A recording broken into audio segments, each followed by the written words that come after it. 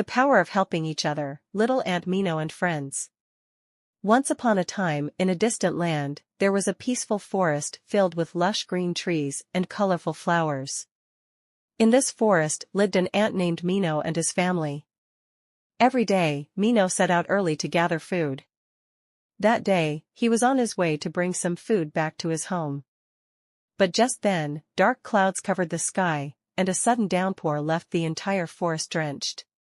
When little Mino saw the puddles of muddy water in his path after the rain, he felt sad. How am I going to cross these muddy puddles, he wondered. Just as Mino was about to lose hope, his neighbor, a grasshopper named Chico, came along.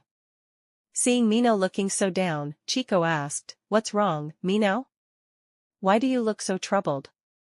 Mino explained that he'd found food on the other side of the muddy area, but couldn't get across. Smiling, Chico said, "Don't worry. I can carry you on my back and hop over those muddy spots." Mino accepted Chico's offer, climbed onto his back, and Chico hopped over the puddles, taking him to where the food was. However, they faced another problem. The grains of wheat were so big that Mino couldn't carry them on his own. Just then, a ladybug named Bobo happened to pass by.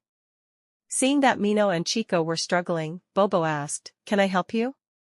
Mino and Chico were delighted by Bobo's offer and gladly accepted it. Together, they started to carry the grains back to Mino's home. At that moment, a little mouse named Lila saw them and wanted to help as well. "Carrying all this wheat is tough. Let me help too," she said. With Lila's strong paws, the work went even faster. Now, Mino, Chico, Bobo, and Lila were all working together, supporting each other.